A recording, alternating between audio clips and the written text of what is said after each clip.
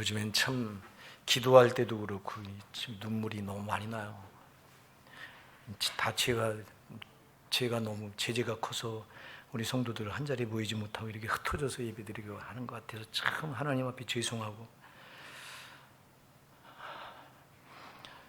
빨리 우리 성도들이 한 자리에 모여서 이렇게 교제하며 밝은 얼굴을 보면서 이렇게 예배하는 그날이 속히 왔으면 좋겠습니다.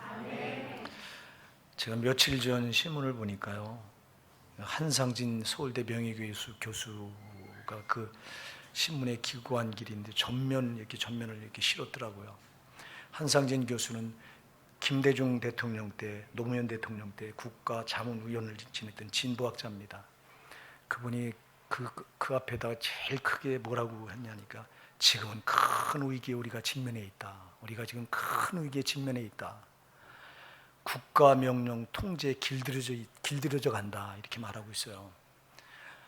우리가 지금까지 군사 독재 때도 그랬고 이 학생 운동을 하면서 저항했던 것이 자유 때문인데, 근데 이 자유가 지금, 이 자유는 그래서 헌법에 보장된 절대 침해해서는 안 되는 이 자유가 이게 지금 무너지고 있다. 국가 명령 통제에서 이게 길들여져 가고 있다. 이건 심각한 위기다. 이렇게 말합니다. 그러면 두 가지 자유가 지금 크게 침해당한다고 말하고 있는데요. 하나가 삶의 자유. 다시 말해서 이 직장, 사업 이런 걸 하는데 이 자유가 헌법에 완전히 보장돼 있어서 이건 침해하면 안 되는데 이게 지금 침해를 당한다는 거예요. 이 자유가. 그래서 지금 뭐 자영업 하는 분들이 코로나 때문에 하지 마라, 노래방 하지 마라 못 하고 있습니다. 지금 이건 헌법에 보장된 삶의 자유인데 이게 제한을 당한다는 거예요. 국가 명령에 의해서. 다시 말해서 국가가 헌법 위에 국가는 헌법 위에 있을 수 없다는 거예요. 헌법 밑에 있어야 되는데 국가가 헌법 위에서 통치를 하고 있다는 거예요. 이게 지금 심각한 위기라는 겁니다. 또 하나 자유가 종교의 자유 얘기했더라고요. 종교의 자유. 종교의 자유는 헌법에 보장돼서 침해할 수 없는 건데 이거를 지금 국가가 명령으로 다 통제해서 이 종교의 자유도 지금 박탈하고 있다. 이게 지금 우리가 당면한 가장 큰 위기다. 그분은 진보학자인데요, 아주 정확하게 진단을 했더라고요. 그러면서 이 자유를, 이 위기를 알지 못한다는 거예요. 사람들이 자기 자유가 얼마나 소중한가에 대한 의지를, 이 중요성을 알지 못한다는 거예요.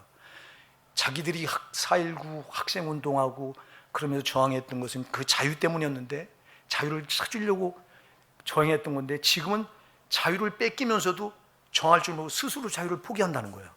그렇잖아요, 여러분. 코로나고 하는 이 전염병이 오니까 스스로 자유를 포기하는 거예요. 이렇게 통제해달라고. 이게 지금 심각한 위기라는 거예요.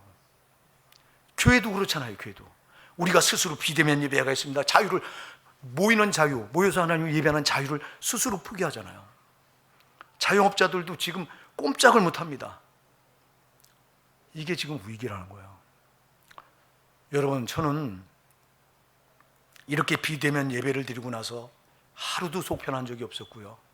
정말 답답하게 짝이 없었고요. 이건 신앙생활이 아닌 거예요. 이건 성령의 사람은, 이건 성령은 자유하는 영이기 때문에 제한당할 수가 없는데 이 제한을 당하다 보니까 너무 답답한 거고, 그렇다고 국가가 지금 하는 일에 대항할 수도 없어요. 왜냐하니까 현실이, 이 코로나가 현실이 또 이 전염성이 강하기 때문에 국가가 하는 일도 이거 잘못됐다고 말할 수 있는 게 아니에요, 이게. 그런데 신앙의 자유를 뺏기는 건 더더군다나 이건 안 되는 거예요, 또. 그러다 보니까 이 속에서 화가 차가지고 자꾸 이 감당이 안 되는 겁니다.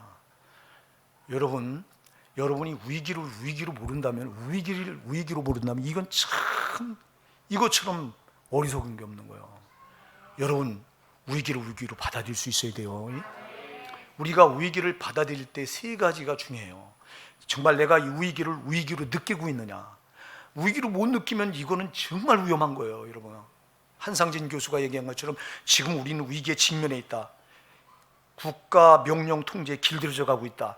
그런데도 문제는 이걸 모른다는 거예요. 자유를 뺏겨서 억압당하고 있는데 이걸 모른다는 거예요. 모르니까 스스로 자유를 포기한다는 거예요. 이거 여러분 위기를 모르는 게 문제라니까. 또 하나 위기 상황을 맞아서 여러분 위기 상황에서는 우리 성도는 항상 영적인 각도에서 봐야 되기 때문에 위기가 우리에게 닥칠 때는 두 가지를 봐야 돼요. 이 위기를 통해서 마귀가 나한테 뭘 노리나, 또 이 위기를 통해서 하나님은 나한테 뭐를 요구하나, 이걸 읽어야 돼요. 할렐루야. 읽어야 되는데 그냥 지나쳐버려. 위기로도 못 느끼는 게 문제고, 또 위기를 보면서 지금 마귀가 나한테 뭘 요구하나, 또 하나님은 나한테 이 위기를 통해서 뭘 요구하나, 이걸 깨닫고 읽어야 되는데 이걸 못 읽고 지나쳐버려요. 이건 정말 문제인 거예요. 오늘 우리 호산나게 사랑하는 성도 여러분, 이 위기 상황을 위기로 느끼시길 바랍니다. 이건 위기예요, 여러분. 성령을 받은 사람은요, 이 신앙에 속박당하고 자유가 이렇게 제한되면 견딜 수 없는 아픔이 있는 거예요, 이게요. 답답함이 있는 거고요. 근데 이걸 못 느껴요. 못 느끼니까 목사님들이 스스로 예배를 포기하면서 우리 교회는 비대면 예배를 미리 합니다고. 이거 어쩌면 좋냐고. 이게 위기로 못 느끼니 이거. 이런 사람들이 어떻게 성도들을, 양들을 인도하겠다고 목자가 돼서 수많은 양들을 죽음의 길로 몰아가고 있는지 난 모르겠어요. 난 정말 너무 답답하고, 나같이 작은, 정말 별볼일 없는, 누구 하나 알아주지 못하는 않는 그런 작은 목사도 이게 와 깨달음이 오는데, 어쩌자고 큰 목회를 하시는 목사님들이 이걸 모르고 스스로 자랑을 합니까? 신앙의 자유를 포기했다고 이걸 자랑하고, 그걸 거기서 만족을 누리고 있습니까? 세상에 거기서 답답함을 누리고 고통을 누려야 되는데 이렇게 위기로 모르니 이게 문제고, 또 하나 위기 상황을 통해서 마귀가 지금 나에게 뭘 요구하나, 뭘 노리나. 뭘 노리겠습니까, 여러분?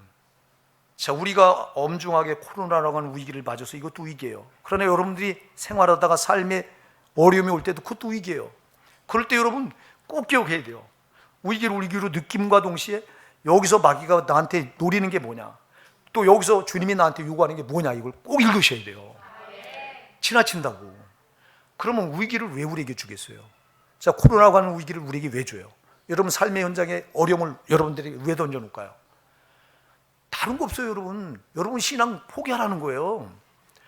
마귀가 노리는 건 여러분, 마귀는 우리에게서 딱 한 가지만 뺏어가면 다 이기는 거예요. 믿음 뺏어가면 지가 이기는 거예요.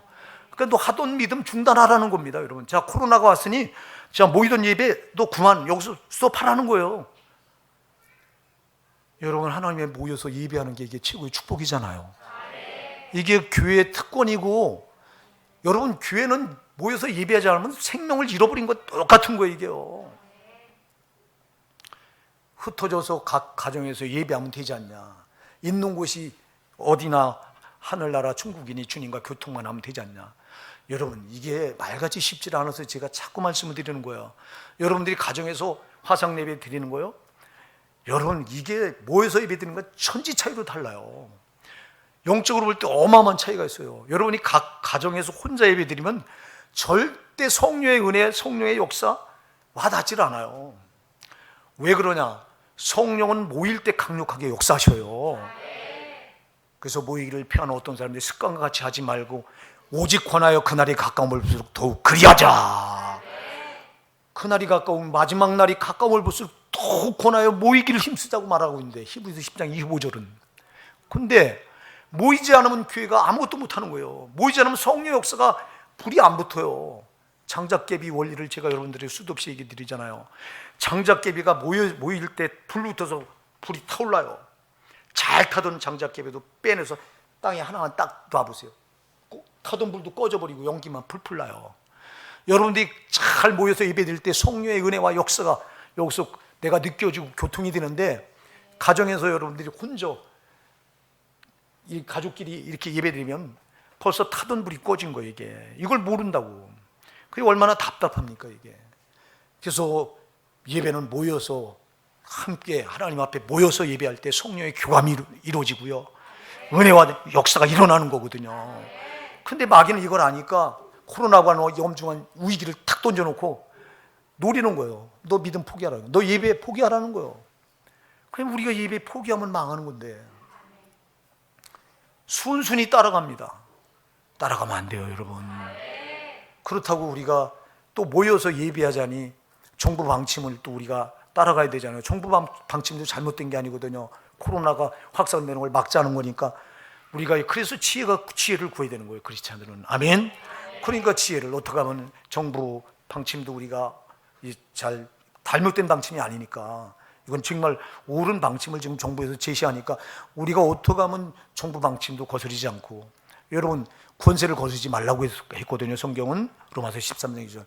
위에 있는 권세를 거스르면 하나님의 명을 거스르는 거 똑같다고 그랬어요. 그렇기 때문에 정부에서 잘못된 거라면 우리가 대항해야 되지만 이건 잘못된 게 아니니까 우리가 거스르지 말고, 그리고 또 우리가 모여서 예배하는 것도 어떻게 하면 더 이것도 우리가 뒤로 올라가지 말고 어떻게 될까 방법을 찾고, 그래서 여러분 성령의 지혜를 구하시고요. 우리가 한 번이라도 모이기를 힘쓰셔야 되는 거예요. 정부에서 명하는 20명을 넘기지 마라 그랬으니까 20명 안 넘겨. 우리 교회도 지금 20명 안 넘겨서 예배를 드려요. 그래서 여러분들 지금은 지혜가 참 필요한 때입니다. 그러면 하나님은 이 위기 상황을 통해서 또 우리에게 뭘 요구하실까요? 이거 다른 거 없어요. 위기 상황을 통해서 우리에게 요구하는 건 너를 돌아보라는 거예요. 내 위치를 돌아보라는 거예요. 그러니까 사랑하는 여러분, 이때 나를 어려움이 올 때 꼭 나를 돌아보시는 거예요. 어려움이 올 때는 마귀가 나에게 요구하는 게 뭔가를, 저놈이 노리는 게 뭔가를 반드시 읽어서 저놈이 요구하는 데 따라가면 안 됩니다. 반대로 가야 되는 거예요.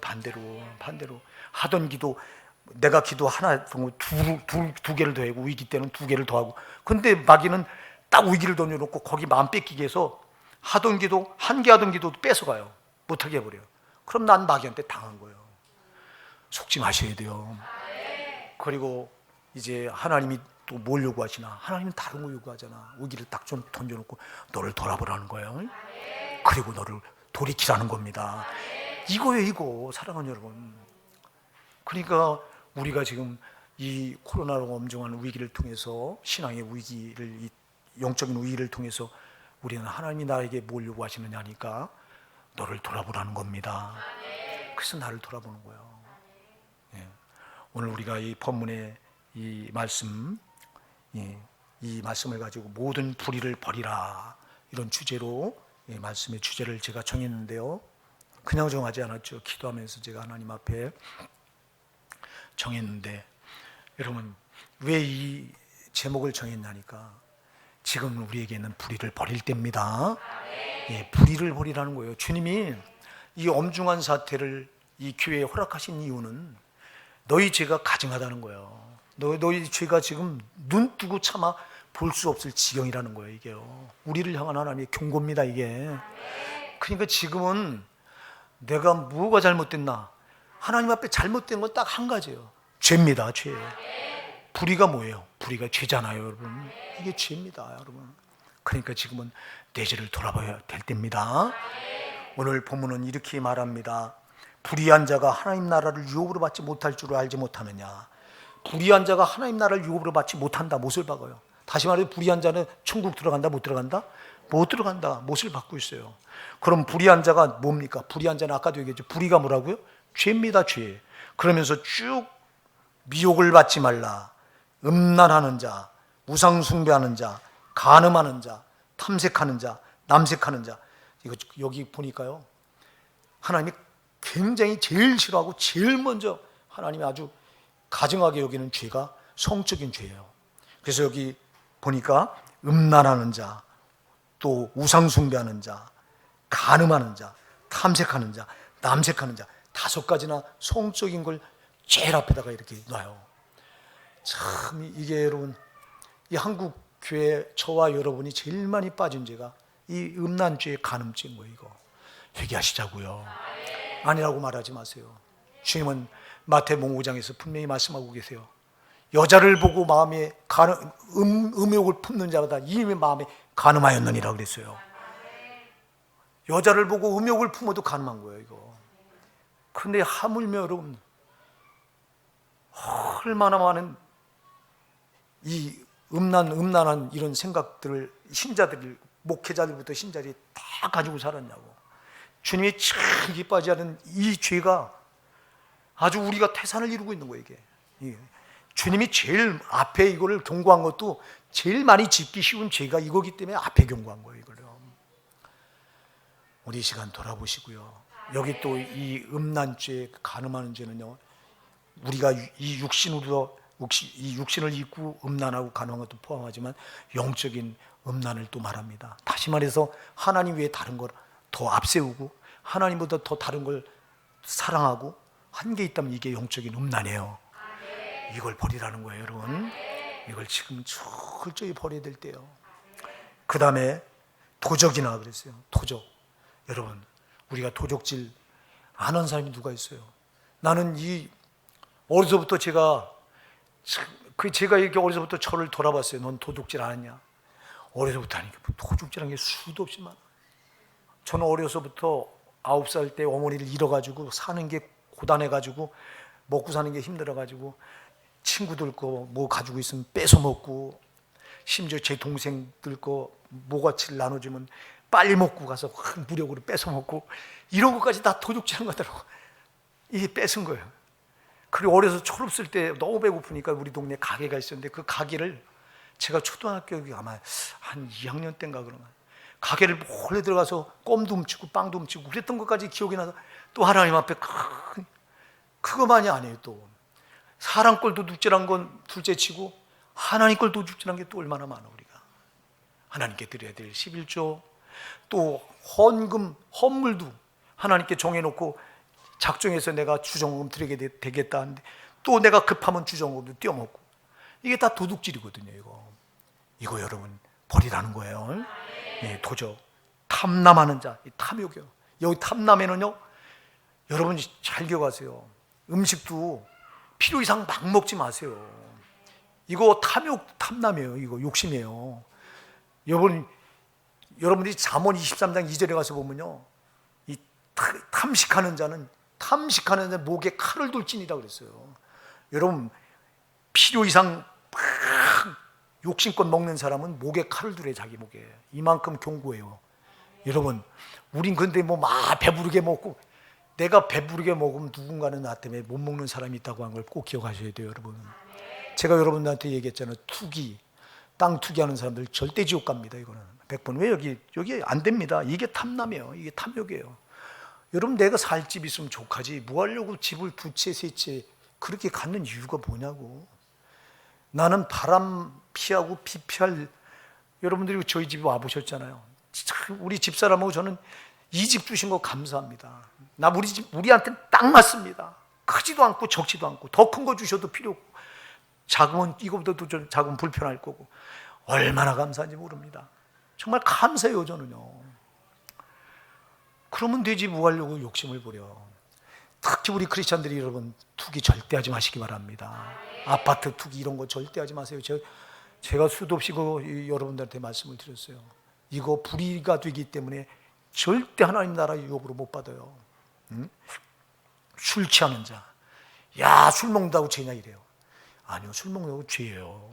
술 취하는 자, 야, 취하지 않게 먹으면 되지 이래요. 여러분, 알코올은 들어가면 취하게 돼 있어요. 예, 조금만 마셔도 취한다니까. 벌써 마시면 취한 거예요. 술 안 됩니다, 여러분. 술 취하는 자, 이거 불의가 되기 때문에 하나님 나라 못 들어가요. 근데 어떤 정신 나가는 목사는, 술 먹는 사람이 더 빨리 천국 간대. 야, 나는 그 무슨 논리로 그렇게 말하는지 난 이해가 안 가요. 절대 안 됩니다, 여러분. 술 절대 입에 대시면 안 돼요. 이거 안 되는 거예요. 정말 여러분들이 지옥 가서 그 고통을 여러분들이 무슨 수를 견디려고 하나님 말씀을 어겨. 하나님 말씀을 누가 손대냐고. 이걸 지 생각으로 안 된다는, 괜찮다는 거예요. 지 생각으로 술 먹어도 그까짓 술 한 잔쯤 했다고 이래요. 그까짓 게 아니에요. 하나님 말씀 토시 하나도 못 건든다고 그랬어요.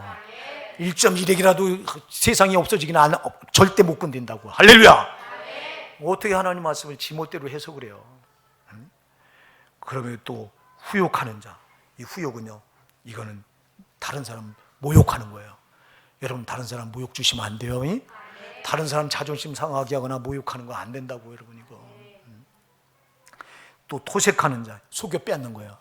속여서 사기꾼들이, 다시 말하면 토색하는 자. 그리고 여기 또 이런 자들은 하나님 나를 유혹으로 받지 못하리라. 여러분, 우리 정신 차리셔야 돼요. 이 부분을 갈라디아서 5장 19절에는 여러분 육체일이라고 말하고 있어요. 거기 갈라디아서 5장 19절부터 21절에 보면 육체일은 현저하니 그러면서 곧 음행과 더러운 것과 호색과, 거기도 음행, 더러운 것, 호색도 이거 영적인 뭡니까? 이 성적인 죄예요, 이거요. 이걸 거기도 앞세워놔요, 가장 먼저.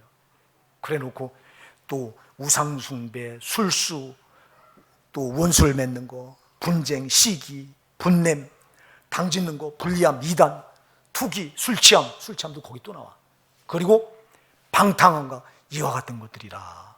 전에 너에게 경계한 것 같이 경계하노니 이런 일을 하는 자들은 하나님 나라를 유혹으로 받지 못할 것이요.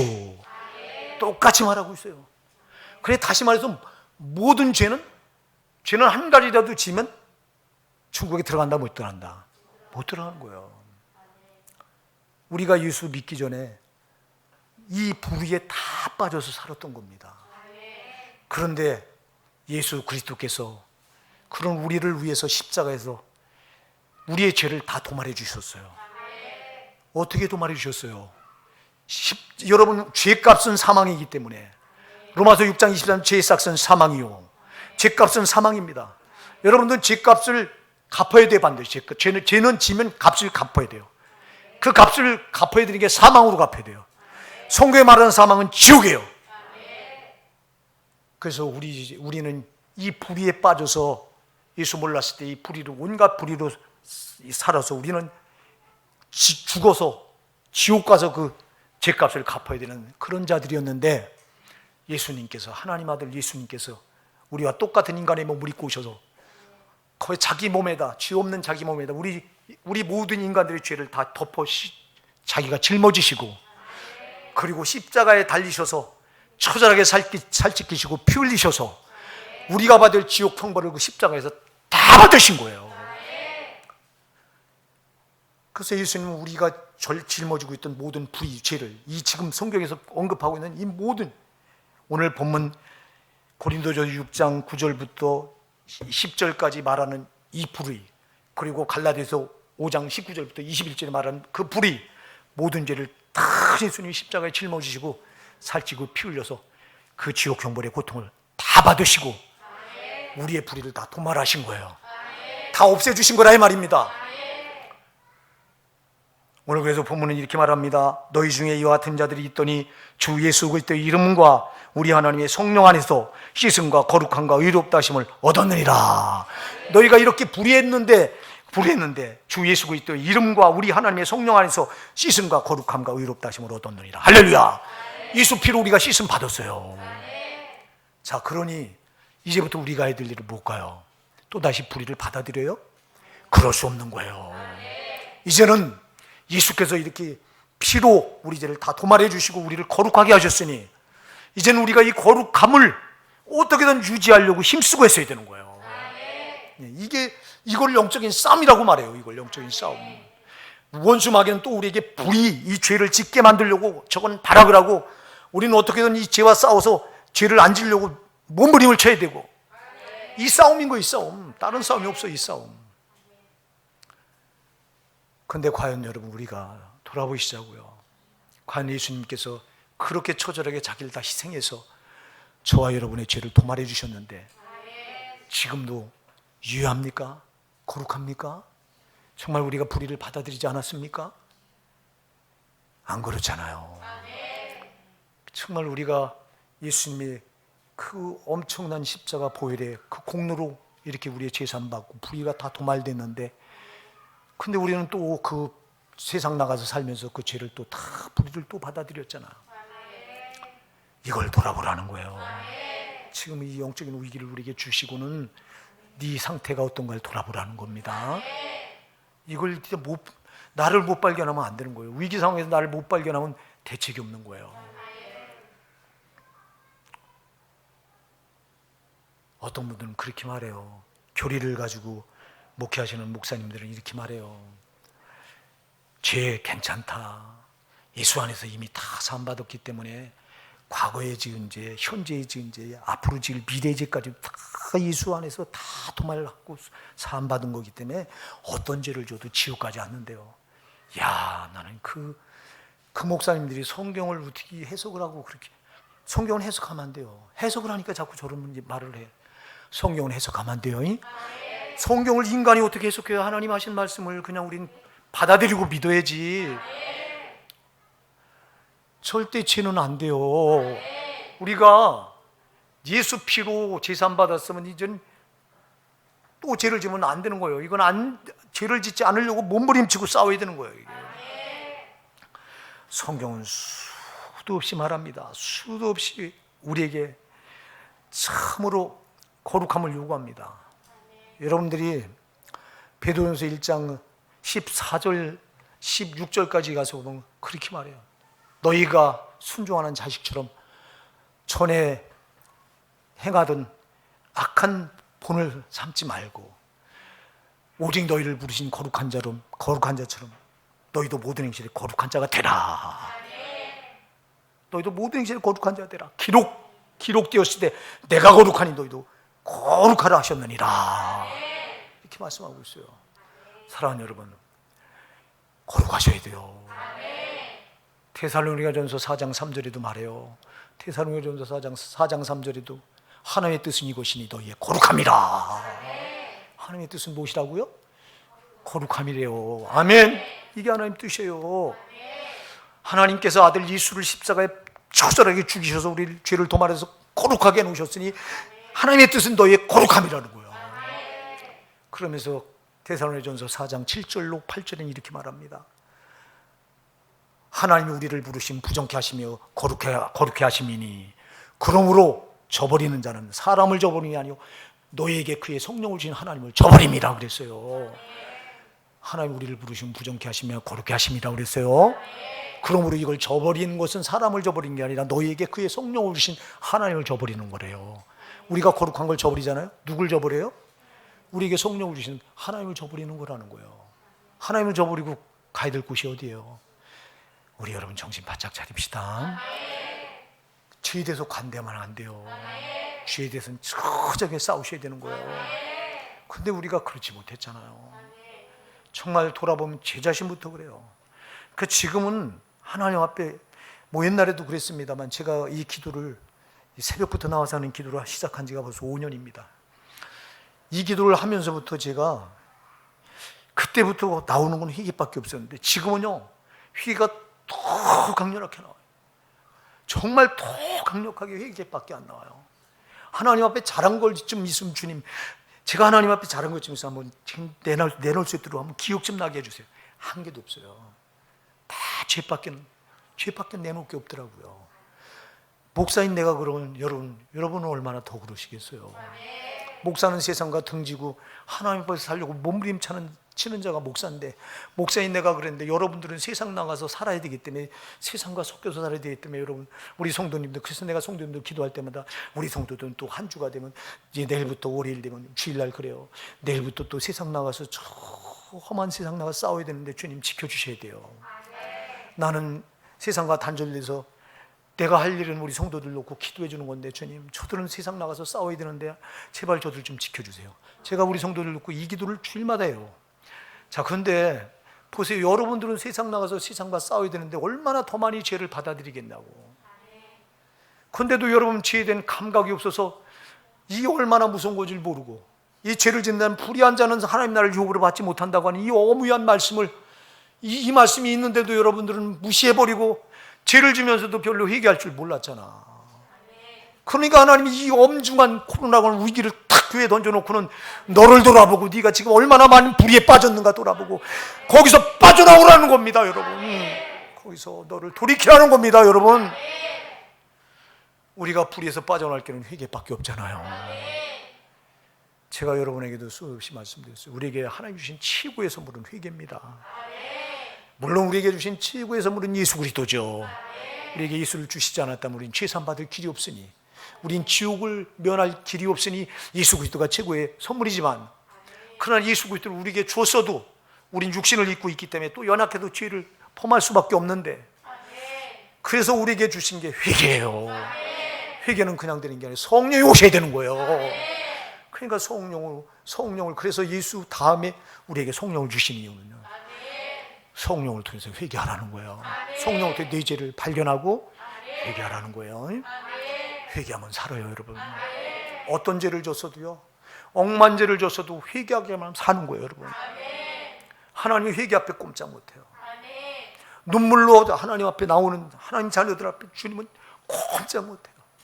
여러분, 여기 엄마들이 자녀들이 잘못했을 때, 자녀들이 잘못해서 매를 들고 때리려고 할 때 그 자녀의 눈물을 뚝뚝뚝 흘리면서 엄마 잘못했다고 엄마 품으로 겨드는데 그걸 때릴 엄마가, 비정한 엄마가 어디 있냐고. 그냥 끌어넣어버리지. 우리 하나님은 그보다 더 큰 사랑인데. 이사야 49장 15절에서 뭐라고 말해요? 여인이 어찌 그 젖 먹는 자식을 잊겠으며 자기 태에서 난 아들을 잊겠느냐? 그러나 혹시 그들은 잊지라면 나는 너희를 잊지 아니하리라. 여러분, 엄마가 자기 자식, 젖 먹는 자식을 어떻게 이걸 잊어버려? 자기 태에서 난 아들을 어찌 여러분 긍휼히 여기지 않겠냐고. 근데 그들은 혹시 그걸 잊을 수 있대요. 그럼 비정한 엄마들 가끔 우리가 신문에 보잖아. 애들 놔두고 도망가고. 예? 근데 그 엄마는 그럴 수 있다는 거예요. 근데 나는 그럴 수 없다는 거예요. 할렐루야! 아버지 하나님 사랑은, 우리를 향한 사랑은 엄마 사랑보다 더 승해요. 그래서 우리가 눈물로 하나님 앞에 회개하고 나가기만 하면 하나님은 두 말 없이 끊어 안아줘버려요. 제가 몇 주 전에 누가복음 15장을 가지고 탕자 설교를 했잖아요. 탕자가 얼마나 엄청난 죄를 저질렀어요. 아버지한테 오니까 그 상고가 먼데도 새벽이라 안 보여요. 근데도 아버지는 알아봐요, 아들을. 아들은 아버지를 모르는데 왜 알아 못 가요? 아버지는 눈 빠지게 아들 기다렸던 거예요. 지금 나갈 때부터. 우리가 죄에 빠져서 하나님은 아들 예수를 통해서 죄를 씻어서 우리를 의인만 삼아줬는데도 우리가 또 죄를 받아들여서 불의한 자가 됐을 때도 아버지는 눈 빠지게 우리 기다리는 거예요. 기다리는데도 안 들어오니까 코로나가 엄중한 위기를 줘서 너를 돌아보라는 거예요. 돌아보니 불의하잖아요. 그러니 여기서 빨리 회개하고 돌아오라는 겁니다. 돌아오기만 하면 주님은 따지지 않아요. 여러분, 탕자가 돌아왔을 때 너 왜 그랬냐? 한 번에 따지는 거 같아요. 종들을 시켜서 얘들아, 우리 아들 가장 좋은 옷을 갖다 입혀라. 손에 가락지를 끼워라. 발에 신발을 신겨라. 살찐 송아지를 잡아라. 잔치를 베풀잖아요. 아버지는 그런 분이에요. 돌아가기만 하면 절대 따지지 않아요. 어떤 죄를 졌어도 돌아가기만 하면 그냥 끌어안아 버리시는 거예요. 근데 저는 지금 신문을 보면서 어느 교회가 회개한다고 하는 기사가 나올까? 큰 교회에서 이런 기사가 나올까 하고 지금 난 신문 보는 목적이 지금 교회들 동태를 보려고요. 그런 교회가 안타깝게도 없는 거예요. 우리겐 비대면 예배했다고 자랑하는 광고나 나오지, 우리 교회가 우리가 잘못해서 이렇게 하나님께 잘못했다고 고개 숙이고 나가야 될 때 엉뚱하게 사랑하게 우리가 교회가 잘못했습니다 이렇게 나가니 이게 거꾸로 나가고 있으니 이게 대책이 나오냐고. 이게 영적인 무지함을 어쩌면 좋겠냐고. 이거 지금은 사람에게 잘못했다고 나올 때가 아니라 우리가 하나님께 잘못했다고 나갈 텐데 내 죄라고 주님이 이렇게 나 불의한 걸 다 씻어주셔서 생명을 버리면서까지 주님은 내 불량을 씻어주셔서 나를 이렇게 의인 삼아주셔서 천국까지 이끄시려고 그렇게 사랑을 쏟으셨는데 나는 주님의 사랑과 은혜를 다 줘버리고 내가 이렇게 불의한 자가 됐다고, 우리 교회가 이런 불의한 교회가 됐다고 가슴을 찢으며 나가야 되는데 세상에 그런 기사가 안 나와요. 물론 저 윤석전 교회가 우리 목사들, 몇몇 뜻있는 목사들한테 문자를 보내서 우리가 잘못해도 금식할 때입니다 하고 문자를 보내서 지금 제가 60일을 금식 기도를 지금 동참하고 있습니다. 한 끼 금식을, 점심을 제가 금식을 하는데요. 며칠 전에 장염이 들어와서 굉장히 힘들었는데도, 그런데도 포기가 안 되는 거예요. 이건 죽으면 죽으리다. 지금은 때가 엄중한 때이기 때문에 사랑하는 여러분, 우리 교회도 21일 금식 기도 선포했는데 여러분 지금이라도 참석하지 못하면 동참하시기 바랍니다. 지금은 우리 교회가 가슴을 찢고요, 정말 잘못됐다고요, 우리 불의를 돌아보고 이 불의를 버릴 때입니다. 회개로 버릴 때요. 그래야 하나님의 긍휼하심을 얻어요. 사랑하는 우리 오산나게 성도 여러분, 지금 우리가 불의를 버리지 않고는 답이 안 나와요. 지금 이거 버리라는 건 사인입니다. 예, 아까도 얘기했어요. 우리가 위기가 닥칠 때는 마귀가 우리에게 노림수, 하나님 또 우리에게 요구하는 거 우리가 꼭 발견해야 되는데, 지금 이 엄중한 교회 위기를 주신 것은요, 우리를 지금 돌아보라는 거예요. 돌아보니 뿌리가 꽉 차 있잖아요. 저부터 잘못했다고 지금 회개하면 뿌리를 버릴 때입니다. 정말 우리 성도님들 다시 한번 우리 자신을 돌아보고 우리에게 있는 죄를 버립시다.